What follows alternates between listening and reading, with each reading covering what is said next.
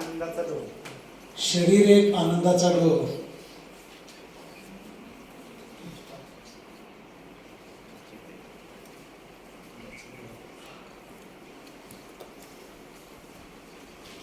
रामभाऊ, रामभाऊ, हो. काय करतोय? काय बाळासाहेब? काय चाललंय? काय नाही, चालू आहे आमचा सत्संग. येते का माझ्यासोबत? काय कराय? बालाजीला चाललोय मी. बालाजीला होय. जाऊन या की. येते का तुम्ही? कशासाठी चाललाय? आणि माझं आत्ताच लग्न झालं होतं, 6 महिने झाले. आता नोकरी गेली माझ्या हातातून. बर. आता ती जायचं कुठं? आता पगार नाही, पाणी नाही, माझा हप्ता बसल्यात. आता काहीतरी करायला पाहिजे. ही सापोटाची मूर्ती घेऊन मी काय करू? हा. मला कोण काम देणार? चला की सत्संगला. सत्संग? होय. मूर्ती कशासाठी आहे? कुठं असतो सत्संग? आहे की अपर हॉल मध्ये. मला काय विश्वास नाही करायचा. हा? मला काय विश्वास नाही. कुठे चाललाय तुम्ही? बसून काय होणार आहे तिथं? काय होणार आहे तिथं? काय करणार आहे? माझा जॉब मिळवून देणार आहे? कुठे चाललाय? मी चाललोय बालाजीला मागणं मागायला. या या, जाऊन या. जाऊन तुम्ही येणार आले? नाही म्हणताय? नाही जाऊन या. एक 2,000 रुपये द्या की मग. जायला. ते मी द्यायचं. आता पैसे नाही, जॉब सर्व आमचं फुकट ज्ञान द्यायला. ते तुम्हाला नको आहे. फुकट मिळते काय? हो, फुकटच आहे. आणि ज्ञानाचं काय होते? सद्गुरूने 29 ग्रंथ लिहिले, रॉयल्टी घेतली नाही, पेनल्टी घेतली नाही, स्वतःचा वेळ खर्च करून समाजासाठी देशासाठी एवढे सगळं केलं. आणि तुम्ही ते तिकडे नाही, 2,000 द्या म्हणताय. बालाजीला चालला, या जाऊन या. मी काय ऐकलं नाही. मी पहिला माझं काम करून येतो, नंतर मला तू सांग. हा. हं? या येऊ का मग? या. महाराज, महाराज, माझी नोकरी गेली. मला नोकरी परत हवे. किती दक्षिणा देऊ? 2,000? माझ्याकडे 2,000 रुपयेच आहे. मला जायला बसला पैसे नाही. बरं, 1,000 रुपये देतो. आणि सोन्याची अंगठी आहे माझी, हे पण देतो. तर मला नोकरी लागू दे. 1 आठवड्यात येईल. बरं बरं, मी कळवतो तुम्हाला 1 आठवड्यात एक्स्ट्रा आले.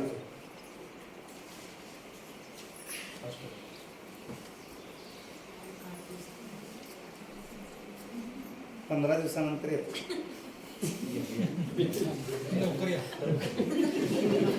हो, या बाळासाहेब. मला काही नोकरी विक्री लागली नाही. लागली नाही? नाही लागली. लागली नाही. मी गेलो, माझं 2,000 बी गेलं. हा. माझी एक अंगठी होती ती बी गेली. गेले. आता बायको दंगा करायला लागल्या घरात. ती जातो म्हणायला लागल्या परत. आल्यापासून काम नाही, धंदा नाही, घरात पैसे नाही, खायला काही नाही. तुम्ही शोधा गेलाय आनंद, आणि सगळा आनंदच तुम्ही गमावून बसलाय. मग आता काय करू? माझ्याकडे पर्यायच नाही. चला की सत्संगला. सद्गुरू सांगतात की शरीर एक आनंदाचा डोळा आहे. सगळा स्वानंद इथंच आहे. स्वरूप हे आपला आनंद आहे. इकडं आपलं लक्ष नाही. तुम्ही शोधाला बाहेर तीर्थयात्रा करताय, व्यसन करताय, तिकडे दान करताय, इकडे हे करताय, कुटुंबाकडे लक्ष नाही, स्वतःकडे लक्ष नाही. सद्गुरू एवढं ज्ञान सांगायला लागले, तिकडं तुमचं काहीच नाही. हुडकालाय तुम्ही आनंद कुठं? जिथं तुमची मिळणार नाही तिथं शोधालाय तुम्ही. आहे तुमच्या पाशीच स्वानंद. सद्गुरू सांगतात आपलं स्वरूप हेच स्वानंदाचा गड्डा आहे. आणि आपण इथं विसरलोय का? आपलं अज्ञान. आणि ज्ञान काय? आत्मज्ञान. हेच ज्ञान सद्गुरू सांगतात. पण त्याच्यासाठी कुठं जायला लागेल म्हणताय? अकृत्य हॉल बेडग मध्ये. कुठं आहे? कुठं आलं ते? कुठं आलो? समोर काय? बापूस पाटलांनी तुमची गाठ घालून. पाटील साहेबांना मी बघितली तिकडे 2-3 वेळा जाताना. ते मला पण विचारत होते, येतोयस का, काय करतोयस? त्यावेळेला मला गडबड होती. मी म्हटलं परत येतो. तिथे गेल्यावर मला मिळते ना नोकरी माझी? मिळेल. ज्ञान मिळेल. ज्ञान मिळाले की तुमच्या सगळ्या जीवनातल्या गोष्टी, कारण जो आनंद तुमच्यापाशी आहे तो सद्गुरू द्यायला. आणि तो आनंद मिळाला की तुम्हाला काय मिळवायची गोष्टच राहत नाही. म्हणजे माझा आनंद माझ्या जवळच आहे, तुमच्या जवळच आहे. मी इतरांना शोधतोय. फक्त वेळ काढा, सद्गुरूंच्या पाशी या, सद्गुरूंना शरणार्थी जा, सगळं मिळेल तुम्हाला. मग तेवढ्यासाठी मी माझ्या घरच्यांना दुखावलं. आम्ही गेलो तिकडे देवाला आनंदासाठी फक्त. आनंद बाहेर शोधाला आहे आनंद तुमच्यासाठी. सद्गुरू सांगालेत ना, शरीर एक आनंदाचा डोळा आहे. शरीर तुमचं आहे, तुमच्यापाशीचा आनंद आहे. स्वरूप हे तुमचा आनंद स्वानंदाचा गड्डाच आहे. सद्गुरू सांगतात शोधाला तुम्ही बाहेर.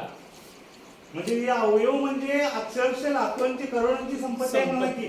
म्हणजे सगळं आपल्या जवळच आहे. शरीर साक्षात परमेश्वर. आणि मी विषयामध्ये आनंद शोधायला लागलोय. तिथंच चुकलं ना. मी म्हणतोय जॉब मध्ये त्या मला सगळं- शरीराला साधन करून आपलं साध्य स्वरूप आहे तिकडं आपली वाटचाल पाहिजे. म्हणजे अक्षरशः आपल्या शरीरातील जे अवयव आहे ते अखंड, म्हणजे आता डोळा जरी उदाहरण घेतलं, डोळ्यामध्ये 7000 मेगापिक्सेल असतात. आपण साधा मोबाईल जरी घ्यायला गेलो 16 मेगापिक्सेल 32 मेगापिक्सेल, तर त्याला 1.5 लाख रुपये आपण खर्च करतोय. त्याकडे लक्षच नाही आपलं. नाहीच. स्टॉप.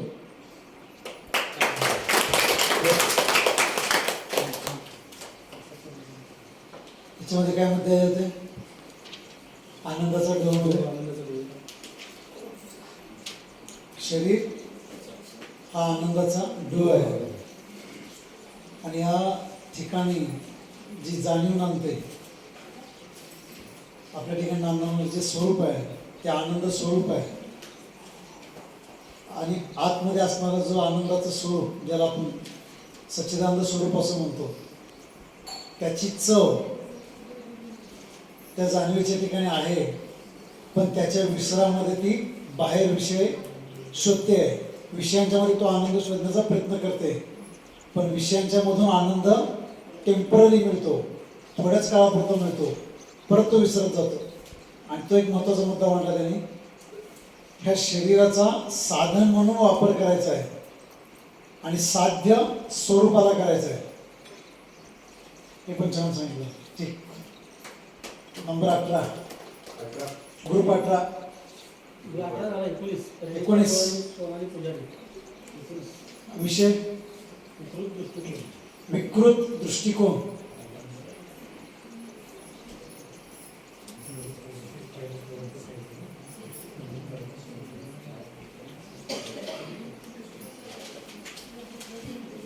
दोघे छान बोलले, सुशांत पण आणि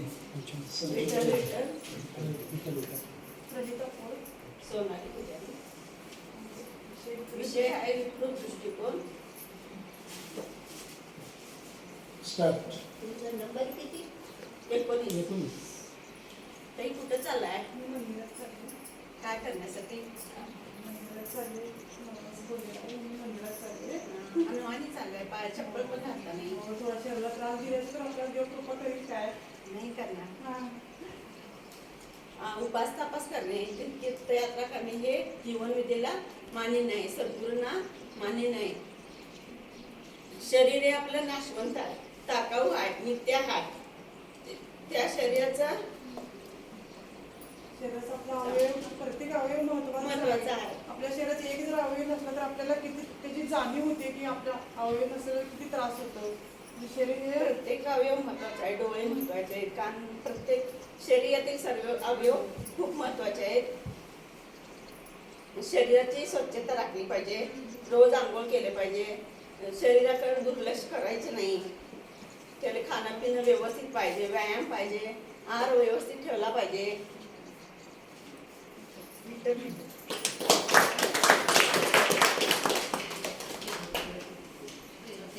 विकृत दृष्टिकोन शरीराकडे पाहण्याचा, याच्यामध्ये आपण बरंच चिंतन केलं होतं त्याच्यावरती.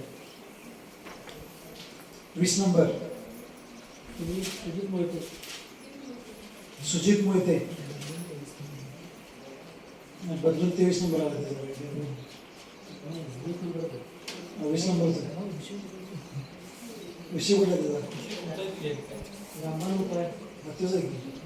रामबाण पण ना? नाही, त्याला ते दिलं विषय. त्याला कुठं आहे? हां बरोबर आहे, बरोबर आहे. रामबाण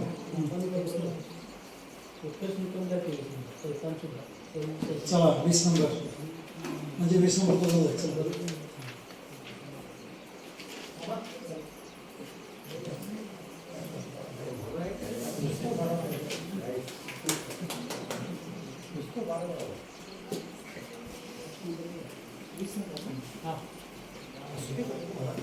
विषयाचं नाव आहे रामबाण उपाय. खिल्लार जोडी आहे. मामा नाव सांगा. विषयाचं नाव सांगा.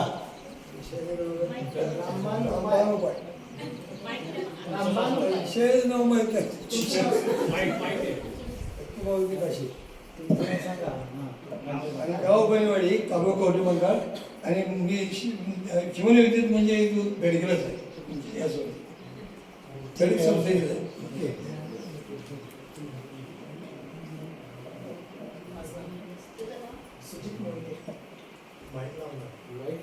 माईक वरती बोल की. अरे माईक असू दे, माईक असू दे, माईक घे.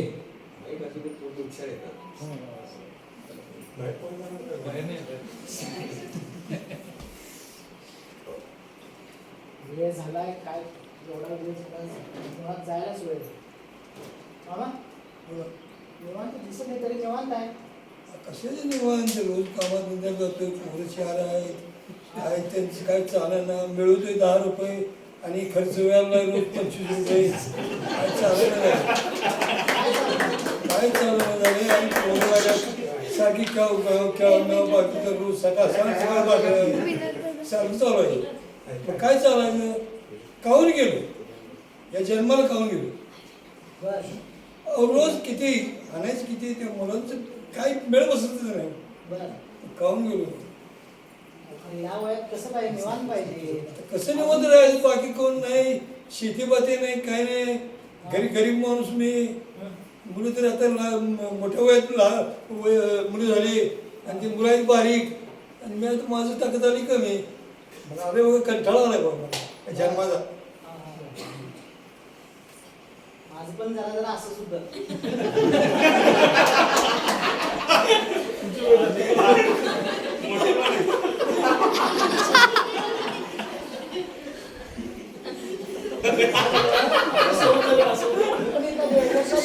हा बरोबर येतं सांगा मी बघतो पण मी काय एवढं तिथं समय येत नव्हता तुम्ही ना बरोबर. हेच प्रॉब्लेम झाला बघा ते बेडगत सत्संग असतो मी मला सांगू नका असं सांगायचं सगळ्यांना आपल्याला बेडगत सत्संग तुम्ही रविवारी सकाळी हो, ते- येत जावा की संघ सत्संगाला हा तुझं काय घेऊन येणार ते माईक घे. आवाज येतो सत्संग म्हणजे काय काय घेऊन यायला लागतं त्याला काय घेऊन घेऊन काय नाही यायला लागत कसं असेल तसं यायचं फक्त शांत बसायचं बर आणि तिथं प्रवचन करायला की नाही दादांचं नाव माहिती मला काय ते जांभळीच नाही का तिथं दर रविवारी बर हा भांडे पण असतो पण मी कुठं उठतोय ते पण राहू दे. सत्संगला जातोय तुम्ही येणार काय येणार अहो सत्संग म्हणजे काय सत्संग म्हणजे काय हीच परिस्थिती माझी होती अजून हाय मला मग मी घेऊन जातो मला माहित नाही सांगा सत्संग माहिती असतात आणि परमेश्वर कोणाला माहिती असतं तर मी आजपर्यंत सुधारलो असतो.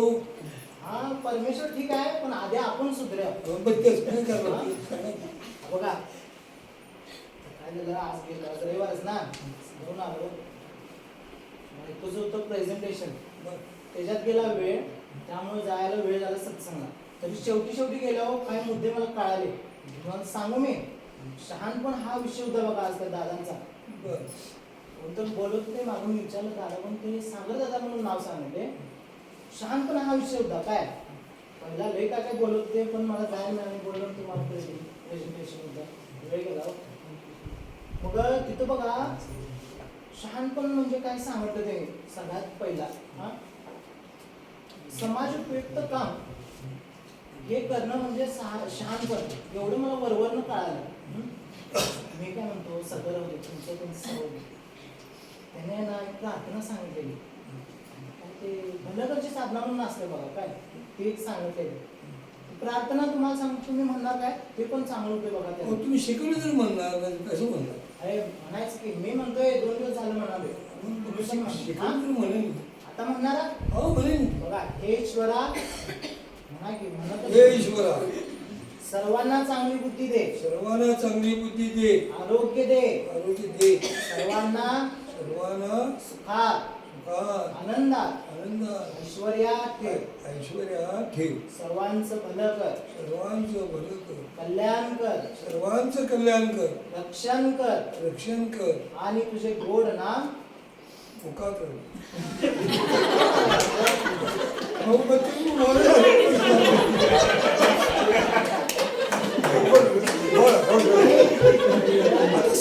ते नाटक.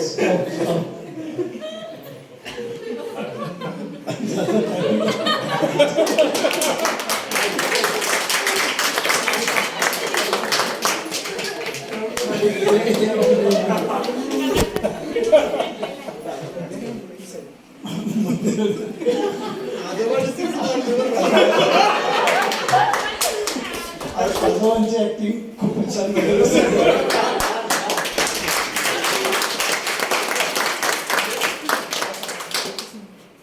हा बोल. सद्गुरू सगळे सांगतात, आपण सगळं करतो की नाही आपल्याला माहिती आहे, पण सद्गुरूंनी जे बेसिक सांगितले, शांत विश्व प्रार्थना, नित्य रिकामेपणी म्हणणे आणि भलत्याची साधना करणे, इतकं जरी झालं तरी आपल्यासाठी शहाणपण हे पूर्ण आहे असं मला वाटतं. आणि हेच मला फक्त सांगायचं, शहाणपण खूप सांगितले सद्गुरूंनी, मी ते सगळं घेणार नव्हतं, फक्त प्रार्थना आणि भलत्याची साधना जी सांगितले ते मला मांडायचं. मध्ये एक जेवणाचा वेळ दिला होता.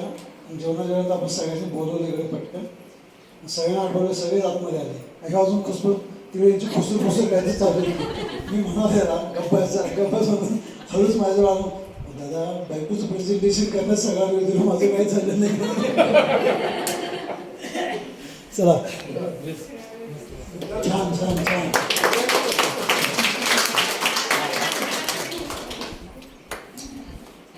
21 नंबर, 22 नंबर.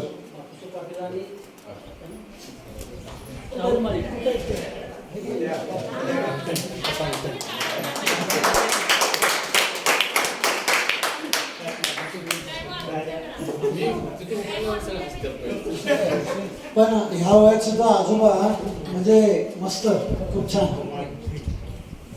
विषयाचं नाव आणि ओळख. नमस्कार, विठ्ठल बापूसाहेब पाटील. विषयाचं नाव काय? आमचा विषय आहे लव वर्क. लव वर्क. लव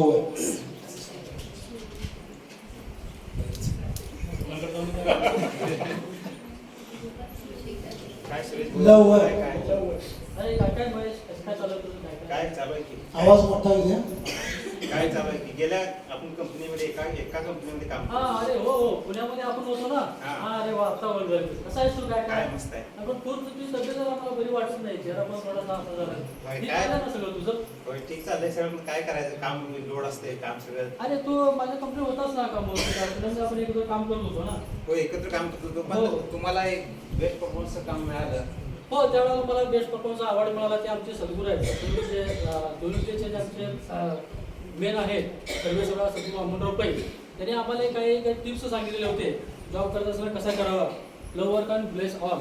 त्यामुळेच मला तो अवॉर्ड आणि ते इतकं मी अचिव्हमेंट करू शकलो. ते तुम्ही मला तेव्हा सांगितलंच नाही, फक्त विश्व प्रार्थना सांगितलं, त्यावेळेस मला काही समजलं नाही. हो, तुला पण मी ती युक्ती सांगितली होती ना, विश्व प्रार्थना म्हण. मी म्हणजे मी किती वेळा तर विश्व प्रार्थना म्हणली, पण माझं काहीच काम झालं नाही. मी आता काम. अरे तुला विश्व प्रार्थना म्हणायला सांगितलेली, तुला विश्व प्रार्थना आहे काय, ते पाठ आहे का तुला? होय, पाठ आहे. म्हणून दाखव तू एकदा मला चेक करू दे. हे ईश्वरा, सर्वांना चांगली बुद्धी दे, आरोग्य दे, सर्वांना सुखात आनंदात ऐश्वर्यात ठेव, सर्वांचं भलं कर, कल्याण कर आणि तुझे गोड नाम मुखात अखंड राहू दे. हे असंच म्हणतो मी, कंटिन्यू म्हणतो. बरोबर आहे, प्रार्थना तर तू म्हणतोस, तरी पण तुला काय म्हणायचं? मला काय अचिव्हमेंट झालीच नाहीये. बस. अरे तुला प्रार्थनेबरोबर आणखीन पण एक काय तर तुला मी जॉब जे सद्गुरू सांगितलं ते सांगितलेला ते तू करतोस का? नाही, फक्त मला प्रार्थनाच तेवढी माहित नाही, मी त्यामुळे पुढचं काय. हा, इथंच बघ आता, इथं तुझा घोळ झालेला आहे. तुझं म्हणजे कुठं चुकलंय मला लक्षात आलं. सद्गुरू सांगतात की प्रार्थना, फक्त प्रार्थना करून आपली प्रगती होणार नाही, तर त्याच्याबरोबर ब्लेस ऑल तू फक्त करतोयस. पण तो त्याच्या अगोदरचा जो पार्ट आहे की लव वर्क हा पार्ट देखील आपल्याला केला पाहिजे. जोपर्यंत आपण लव वर्क करत नाही तोपर्यंत ब्लेस ऑलचा इतका पाहिजे तसा म्हणावासा इफेक्ट होत नाही. तर लव वर्कचा तू फॉर्म्युला वापरलास का? नाही, तो आता कसा करायचा तुम्ही सांगा. हा, आता हे बघ, हे इथंच तुझं म्हणजे जे चुकलेलं आहे, तो तुझी प्रगती झाली नाही समाजात. त्याचं कारण आता मला कळून चुकलं की सद्गुरू सांगतात की लव वर्क आणि ब्लेस ऑल ह्या जर दोन टिप्स आपण जर जीवनामध्ये वापरल्या तर आपण 100% आपण यशाचं शिखर गाठू शकतो. त्यात मात्र शंका नाही. आता तू फक्त ब्लेस ऑल करतोस, पण आपल्या वाट्याला जे समाज उपयुक्त काम आलेलं आहे ते कामाचे प्रकार सद्गुरू आपल्याला 3 सांगतात. कोणकोणते प्रकार तुला माहिती आहेत का? आपण 3 प्रकारचे काम सद्गुरू आपल्याला सांगितलेले आहेत. घरातील काम, बरोबर, आणि आपल्या संस्थेचे काम, बरोबर, कुटुंबाच्या. हा, तर एक अगदी तू सुंदर सांगितलं. म्हणजे तू जर जीवनामध्ये येत होतास त्यावेळेला अभ्यास करत होतास, त्यामुळे तुझं ते लक्षात आहे. पण तू पहिला पार्ट फक्त विसरलास आणि दुसऱ्या पार्टवर तू जास्त फोकस केलंस. म्हणजे सद्गुरू काय सांगतात की काम 3 प्रकारचं असतं. एक घरातील काम, ते घरातील काम आपण जितकं आवडीनं आनंदानं करू तितकं आपल्याला घरातील लोकांना ते म्हणजे चांगलं आहे. समजा स्वयंपाक करायचं नाही काम असेल घरात, तर आपण आवडीनं आपण नावाजून मला विश्वपात्रांना जर स्वयंपाक करत असू तर ते जेवण म्हणजे प्रसाद बनतं. आणि तो प्रसाद ग्रहण केल्यानंतर आपल्या कुटुंबातली जे काय आपले व्यक्ती आहेत त्यांच्यावरती त्याचा अनुकूल परिणाम होतो. त्यांची बुद्धी व्यवस्थित राहते, त्यांचं मन शांत राहतं आणि आपल्याला भरपूर प्रोग्रेस मिळतं. म्हणजे घरातून कोणतेही कचरा काढायचं काम असू दे, लादी पुसायचं काम असू दे, साफ पेपर असू दे, ते सर्व आपण म्हणजे आवडीने केलं पाहिजे, प्रामाणिकपणे म्हणजे केलं पाहिजे. त्यामध्ये कामचुकारपणा किंवा माझ्या कपाळी आलेला आहे म्हणून रडत खडत केलं तर त्याचा तसा आपल्याला इफेक्ट होणार नाही. बरोबर आहे ना? बरोबर आहे. आम्ही काम करतोय, फक्त आम्ही पैशासाठीच काम करतोय फक्त. हा, पैसा तर आहेच. पैसा तर हे आपल्याला साध्य नाही आहे, ते साधन आहे. सद्गुरू सांगतात की जे आपलं साध्य आहे त्यावर आपलं लक्ष पाहिजे. साधन आपल्याला जे मिळवायचं आहे किंवा मिळणारच आहे. तर साध्य काय आहे की उत्कृष्ट काम करणे आपलं साध्य आहे. म्हणजे घरातलं असू दे, संस्थेच्या एखाद्या सामाजिक संस्थेत जीवनाच्या विषयासारख्या संस्थेच असू दे, त्या संस्थेला पण आपण समजा कामासाठी वेळ दिला तर त्यातून देखील आपल्याला भरपूर सामाजिक काम होतं, पुण्य आपल्याला प्राप्त होतं. आणि ते पुण्य आपल्याला पावलं आपल्याला पुण्याची गरज पडत असते. गेलेला श्वास देखील आपल्याला जर घ्यायचा असेल तर आपल्या गाठी आणि पाठी पुण्य असेल तरच येऊ शकतो, किंवा हातला श्वास बाहेर सोडायला जाईल तर पुण्याची गरज असते. तर आपल्याला सामाजिक अशा जीवनसारख्या संस्थेमधून आपल्याला सामाजिक उपक्रम, सामाजिक कार्यामध्ये वेळ देऊन आपल्याला पुण्य मिळवता येतं. पहिला विषय. तिसरा म्हणजे आपल्या चरित्रासाठी जे आपल्याला काम आलेलं असतं ते काम आपण वेळेला करतो ते आपण एकदम आवडीने प्रामाणिकपणे सगळे होऊन केलं पाहिजे. कारण का माहिती आहे का तुला? काय माहित नाही मला. आपण माणूस हा समाजामध्ये राहणारा घटक आहे. समाजामध्ये माणूस एकटा कधीही जगू शकत नाही. त्याच्यासाठी त्याला अन्न, वस्त्र, निवारा ह्या बेसिक कन्सेप्ट आहेत. पण त्याच्या पुढे जाऊन वैद्यकीय गरजा आहे, शिक्षण आहे, पदोपदी आपल्याला बऱ्याच गोष्टी लागतात. ह्या सर्व गोष्टी मिळवण्यासाठी आपल्याला बरेच समाजातील म्हणजे जगातील जे अनंत हात आहेत ते त्या पाठीमागे लागलेले असतात. त्या सर्वांचे आपल्यावरती त्यांचे सर्वांच्या आपल्यावर उपकार असतात. तर ते उपकाराची आपल्याला परतफेड करायचे एकमेव साधन मार्ग आहे म्हणजे आपल्या ज्या वाट्याला जे आपल्या चरित्रासाठी काम आलेलं ते कंपनीला असू दे, बिझनेस असू दे, उद्योगधंदा असू दे, तो आपण प्रामाणिकपणे केला, आवडीने केला, तळमळीने केला, तल्लीन होऊन केला आणि ब्लेस ऑल त्यावर जर ठेवलं तर आपल्याला त्यातून बऱ्यापैकी आपण समाजाचं ऋण फेडू शकतो. त्यातून आपल्या कंपनीचं नाव मोठं होतं, आपलं स्वतःचं तर नाव होतं, आपल्याला प्रमोशन मिळतं, आपल्याला भरपूर पगारवाढ मिळते. त्यामुळे आपल्या घरातील सगळी खुश होतात, समाजामध्ये आपलं नाव होतं. त्याचबरोबर आपली कंपनी समजा एक्सपोर्टमध्ये करत असेल तर आपल्या कंपनीचं नाव म्हणजे अगदीच देशाच्या कानाकोपऱ्यापर्यंत जाऊन पोहोचतं, प्रत्येक आपल्याला मिळतं. त्यामुळे आपल्या देशाचा विकास होण्यासाठी आणि सर्वांगीण विकास होण्यासाठी आपल्याला सद्गुरू सांगतात की 3 स्तरावरची जी कामं आहेत ती आपल्याला आवडीने केली पाहिजे.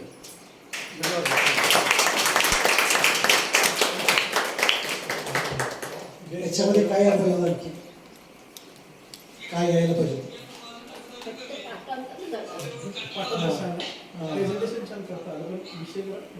आणखी काय यायला पाहिजे होतं त्यात? ऍक्टिंग झाली नाही, पाठांतर जास्त झालं. आणखीन काय यायला पाहिजे महत्वाचं भाग ते सगळं समजून सांगितलेलं आहे. पण काय यायला पाहिजे? आहेच की जे महत्वाचं तोच बघायला. त्याचे 5 काय 6 फायदे सांगितले होते, आठवत आहे? प्रामाणिकपणे, आवडीने, कौशल्याने, कल्पकतेने तल्लीन होऊन जर काम आपण करत राहिलो तर त्याच्यातून 5 बेनिफिट आपल्याला मिळतात.